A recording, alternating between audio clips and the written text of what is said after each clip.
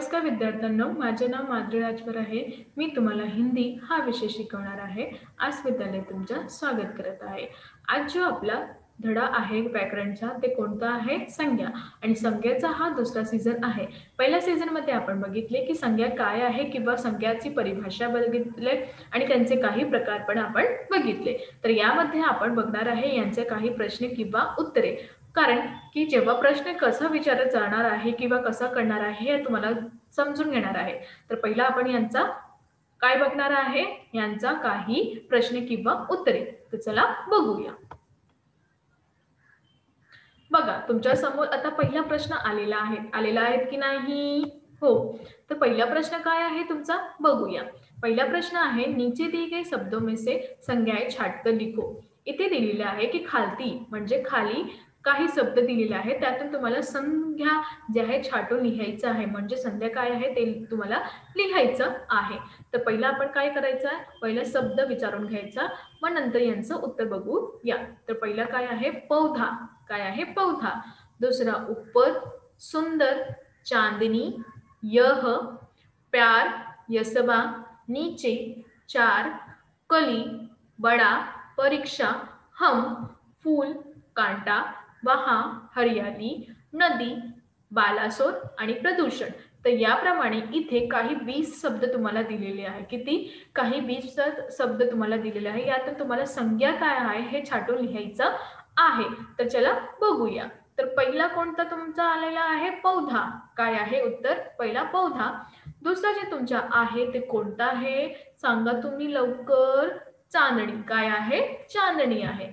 तिसरा प्यार, चौथा यसबा आणि कडी आणि परीक्षा, फूल, कांटा, हरियाली, नंद, बालसोर, प्रदूषण. तर याप्रमाणे इथे जे तुम्हाला उत्तर दिलेले आहे ते असंही दिलेले आहे की तुम्हाला कसं करायचं आहे, जे संज्ञा आहे तुम्हाला लिहायचं आहे. तर पौधा चांदणी एक नाव पण होऊ शकतात. तर प्यार हा जो भाव आहे, याशिवाय एक स्थान आहे. तर याबद्दल तुम्ही पाहणार की या जे संज्ञा आहे, कोणताही संज्ञा आहे तर तुम्हाला यातून छाटून लिहायचं आहे. कळलं? हो. तर आता दुसरा बघूया. आता तुमच्या समोर दुसरा प्रश्न आलेला आहे की नाही? हो. तर दुसरा प्रश्न काय आहे? बघा. निम्नलिखित वाक्यों में आई संज्ञाएं छाटकर लिखो. आता तुम्हाला काय करायचं आहे? इथे जे प्रश्न दिलेले आहेत त्यातून तुम्हाला काय करायचं? संज्ञा काढून लिहायचं आहे. कळलं? कोणता प्रश्न आहे? कशाबद्दल आहे? हो. तर तुम्हाला काय करायचं? इथे जे संज्ञा दिलेल्या आहे तुम्हाला यातून शब्द काढायचा आहे. तर पहिला काय आहे? भूत एक कपोल कल्पना आहे. काय दिलेलं आहे? भूत एक कपोल कल्पना आहे. तर याच्यात कोणता संज्ञा आहे? भूत आणि कल्पना. काय? भूत आणि कल्पना. तर याबद्दल तुम्ही इथे पाहणार की आता हे जे प्रश्न दिलेला आहे यांचं उत्तर असंही प्रमाणे दिलेलं आहे. आता आपण दुसरा बघणार. आर्यन ने कनिष्का से कुछ सलाह मशवरा किया. आता आर्यन ने कनिष्का से कुछ सलाह मशवरा किया म्हणजे इथे उत्तर आलेलं आहे की आर्यन कनिष्का से सलाह मशवरा किया. तर हा जे 3 दिलेला आहे, तर हा जे 3 आहे तुमचा कोणता आहे? हा 3 तुमचा काय आहे? सांगा लवकर. हा 3 तुमचा संज्ञा आहे. हा 3 काय आहे? तुमच्या संज्ञा आहेत. आता तिसरा, आर्यन ने कैमरा अपने पास रख लिया. आर्यन ने कैमरा काय केले? अपने पास ठेवले. तर इथे तुम्ही बघणार की यात बरोबर तुम्हाला संज्ञा काय आहे? तुम्हाला असं पाहून करायचं. तर तुम्ही यांचं उत्तर तुम्ही मला द्या की काय आहे संज्ञा? तर याप्रमाणे संज्ञा काय आहे की आर्यन आणि कॅमेरा. आर्यन काय आहे? नाव आहे आणि कॅमेरा एक वस्तू आहे. तर याप्रमाणे यांचं उत्तर असेही दिलेले आहे. कळलं? हो. तर अजून काय आहे बघूया. चला बघा. चौथा, हर व्यक्ति विद्यार्थियों के हौसले की प्रशंसा कर रहा था. हर व्यक्ती म्हणजे जे व्यक्ती तिथे होते ते सगळं जे विद्यार्थीने कार्य केलेले आहे त्यांची प्रशंसा केलेले होते. तर इथे जे व्यक्ती आहे संज्ञा आणि विद्यार्थी हे पण संज्ञा आहे. हौसले हे पण संज्ञा आहे आणि प्रशंसा हा एक भाव आहे. तर याबद्दल तुम्ही पाहिले की इथे किती संज्ञा दिलेली आहे. तर अशा प्रमाणे असंही होतात की काही प्रश्न होतात त्यामधून आपल्याला 2 किंवा 3 संज्ञा आपल्याला भेटते. तर तुम्ही असं नाही करायचं की एकही प्रश्न किंवा एकही सगळं घेऊन बसायचं, असं नाही करायचं. जे तुम्हाला प्रश्न दिलेले आहेत त्याचबरोबर तुम्हाला इथे 4 संज्ञा भेटलेले आहे. तर अजूनही भेटलेले आहे. तर आता 5वा, शाबाश तुम दोनों ने बहुत ही बहादुरी का काम किया. इथे काय दिलेलं आहे की शाबास, तुम्ही लोकांना खूपच बहादुरीचे काम केलेले आहे. तर इथे बहादुरी आणि काम हा काय आहे? बहादुरी आणि काम हा काम काय आहे? एक भाव आहे. तर याबद्दल तुम्ही इथे तुम्हाला पाहायला दिसत आहे किंवा इथे दिलेले आहे की असंही प्रमाणे हे सगळं कार्य खूपच मोठे प्रमाणाने केलेले आहे. तर याबद्दल इथे जे आहे तुमची संज्ञा कोणती आहे? बहादुरी किंवा काम. बहादुरी किंवा काम. तर असंही प्रमाणे हे 2 संज्ञा इथे दिलेले आहे. कळलं? हो. आता 6वा, सभी गाववासी डाकुओं के आतंक से मुक्त हो गए. सगळं जे गाववासी होते ते डाकुओच्या आतंकमध्ये मुक्त झालेला होते. आता इथे गाववासी आणि डाकू, गाववासू आणि डाकू, तर याबद्दल इथे हे संज्ञा तुम्हाला भेटली आहे. कळलं? कशाप्रमाणे तुम्ही उत्तर बघतात किंवा उत्तर कशाप्रमाणे तुम्हाला येतात हे सगळं कळत आहेत की नाही? हो. अजून बघूया. चला बघा, रहस्य का पता लगाने का ये अच्छा अवसर था. कोणता? रहस्य यांचा पता लागायचा हे खूपच छान औषध आम्हाला भेटलेले आहे. तर इथे रहस्य किंवा अवसर, तर हा काय आहे? रहस्य किंवा अवसर, तर हा एक संज्ञा आहे. काय आहे? हा एक संज्ञा आहे. रहस्य किंवा अवसर हा एक संज्ञा आहे. 8वा, गिलास में थोडा दूध है. गिलासमध्ये थोडा दूध आहे. तर गिलास आणि दूध, तर याबद्दल तुम्ही असं पाहणार आहे की गिलास आणि दूध, तर असाही प्रमाणे इथे गिलास किंवा दूध देत आहे. तर हा प्रमाणे हे चांगलं दिसत आहे. 9वा, आम के पेड़ पर 4 पक्षी बैठे. आमाच्या वृक्षावर 4 पक्षी बसलेला आहे. तर इथे आम, पेड़, पक्षी, तर असा प्रमाणे हा 3 संज्ञा इथे निघाली आहे. आता 10वा, लकडी आम खा रही है. परत बघा, लडकी आम खा रही है. तर इथे लडकी किंवा आम, तर याप्रमाणे तुम्ही बघणार की इथे जसाही दिलेले आहे तर याबद्दलही यांचं उत्तर असंही आहे. तर अजून तुमच्या समोर प्रश्न आलेला आहे. तर त्यांना काय करायचं? निम्नलिखित संज्ञा शब्दों के सामने उनके भेद लिहायचा. तर हा जे संज्ञा किंवा हा जे शब्द तुम्हाला दिलेले आहे त्यांच्या समोर त्यांच्या काही लिहायच्या शब्द किंवा भेद लिहायचा आहे. त्यांच्या समोर त्यांचा भेद लिहिलेला आहे. बघा, पाणी. पाणी काय आहे? द्रव्यवाचक संज्ञा. काय आहे? द्रव्यवाचक संज्ञा. कारण की पाणी हाच द्रव्य आहे. त्यातून सोना, चांदी हे सगळं येतात. तर यासाठी तुम्ही द्रव्याचा उपयोग करत आहे. तर याला तुम्ही काय म्हणणार की पाणी हा द्रव्यवाचक संज्ञा आहेत. दुसरा, अशांती म्हणजे भाववाचक संज्ञा. म्हणजे रोणे, हसणे, अवस्था हे सगळं कुठून येतात? भाववाचक संज्ञामध्येही येतात. तर इथे हसणं किंवा रोणा, अवस्था हे सगळं असतात. तर इथे काय येणार? भाववाचक संज्ञा असंही होणार. भीड म्हणजे समूहवाचक संज्ञा. जेव्हा तुम्ही असं ऐकतात की भीड किंवा कक्षा किंवा बसात इतनी भीड आहेत, हा सगळे तुम्ही पाहतात किंवा ऐकतात, तर यामध्ये तुम्हाला काय करायचं आहे की कोणताही काय आहे? समूहवाचक संज्ञा ही आहे. कारण की विद्यार्थी म्हणजे कक्षा, म्हणजे कक्षात एक विद्यार्थी नाही राहणार है ना. सैनिकचं दल म्हणजे सैनिकचं दल आहे, सैनिकामध्ये दल आहे. तर याप्रमाणे तुम्ही हा पाहणार की जे भीड आहे ते एकसारखं नाही. जेव्हा एक व्यक्ती राहतात तर तेव्हा त्यांना भीड म्हणतात का आपण? नाही. त्यांना काय म्हणतात आपण?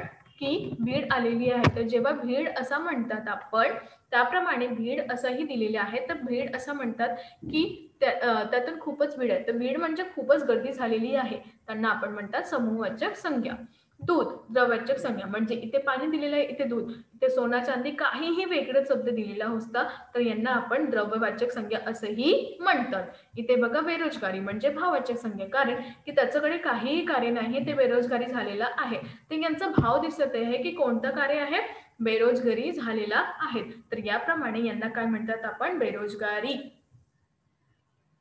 अजून आहे, बघूया. बघा, फूल म्हणजे जातीवाचक. एक फुलांचं जातचं नाव आहे. इथे फुलांचं नाव दिलेलं होतं तर हे व्यक्तिवाचक संज्ञा होतात. पण इथे फूल दिलेलं आहे तर हा कोण आहे? जातीवाचक संज्ञा.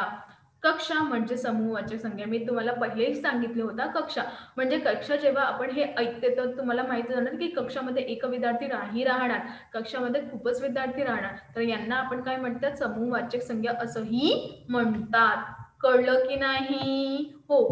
आता इथे बघा, लकडी. लकडी काय आहे? द्रव्यवाचक संज्ञा आहे. लकडी काय आहे? द्रव्यवाचक संज्ञा आहे. आता इथे टीनू म्हणजे व्यक्तिवाचक संज्ञा, कारण की इथे नाव घेतलेलं आहे, परंतु इथे काही वेगळं शब्द वापर जात आहे, तर यांना आपण काय म्हणतात? लवकरच संघ. त्यांना आपण जातीवाचक संज्ञा म्हणतात. परंतु इथे जे टीनू नाव घेतलेलं आहे तर यांना आपण व्यक्तिवाचक संज्ञा असंही म्हणतात. सेना समूहवाचक संज्ञा. मी परत तेही सांगणार आहे, जेव्हा तुम्ही सेना, सैनिक, दल अशा प्रमाणे, भीड अशा प्रमाणे जेव्हा ऐकतात तर हे कोणता होणार? समूहवाचक संज्ञा ही होणार. कळलं की नाही तुम्हाला? लवकरच अंक सांगा. कळलं.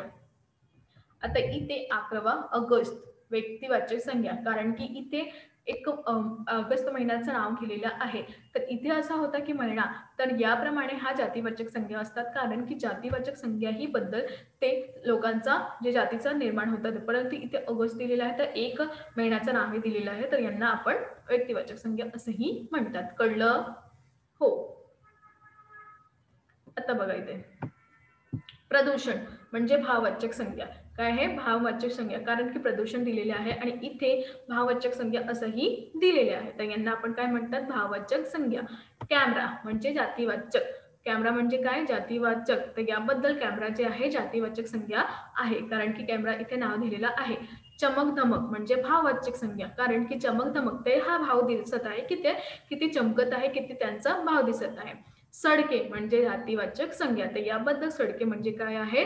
जातीवाचक संज्ञा दिलेली आहे. महाविद्यालय म्हणजे जातीवाचक संज्ञा, कारण की महाविद्यालय बरोबर खूपच तिथे दिलेलं आहे की कोणत्या महाविद्यालयाचं नाव दिलेही दिलेलं आहे, तर याबद्दल हे जातीवाचक संज्ञा.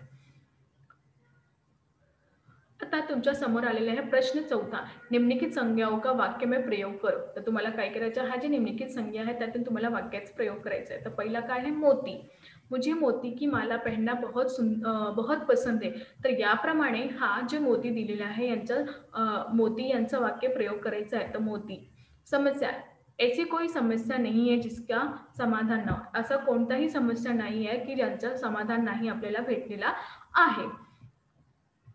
चांदनी. चांदनी रात में ताजमहल का सौंदर्य अनुपम होता है. चांदनी रातून यातून जे त्यांचं सौंदर्य आहे ते खूपच सुंदर दिसत आहे. तर इथे तुम्ही बघणार की यांचा प्रयोग दिलेले आहे. माली. माली पौधे की देखभाल अपने बच्चों की तरह करता है. जे माली आहे ते पौध्याचं देखभाल असं करते, असं वाटते की हे त्यांचा मूल आहे, असं आपल्याला वाटते की हे त्यांचं मूल आहे, तर त्याप्रमाणेही ते त्यांचा देखभाल करत आहे. धूल म्हणजे पुत्र. पुत्र ने पिता के चरणों की धूल अपने मस्तक पर लगाई. काय दिलेलं आहे? धूल म्हणजे पुत्राने काय केले? आपल्या जे पिताचे जे चरणाचं धूल आहे त्यांनी कुठे लावले? आपले मस्तक पर लावले. कसं लावले? एक आशीर्वाद बरोबर हे लावलेलं आहे. कळलं? हो. तर अशाप्रमाणे आज आपण काय शिकलो? आज आपण शिकलो की संज्ञा यातून कशाप्रमाणेही प्रश्न किंवा उत्तर येणार आणि कशा उत्तर येणार. जसे की संज्ञा काही शब्द पण दिलेले असते तर तुम्हाला काय करायचं? हे शब्दाचा वाक्य प्रयोग करायचा, म्हणजे त्याचा अर्थ लिहून नाही करायचं. म्हणजे जे शब्द तुमच्यासाठी आलेला आहे त्या शब्द काहीतरी प्रश्नातून किंवा काहीतरी उत्तरातून त्याचा प्रयोग कशाप्रमाणे केलेले आहे. जसं की तिथे दिला होता माला, तर मला फुलांची माला आवडती. तर या फुला म्हणजे फुलांचा उपयोग दिलेले आहे ह्या शब्दात. तर याप्रमाणे त्यांना तसे प्रश्न नवीन आहेत हे तयार करायचं. आणि दुसरं असं आहे की त्या संज्ञामध्ये तुम्हाला काही प्रश्न दिलेले आहे, त्यामध्ये कोणती संज्ञा हे तुम्हाला पटकून झटकून हे करायचं आहे की हा कोणती संज्ञा आहे, कोणती नाही आहे. तर हा सगळं तुम्हाला कधी येणार?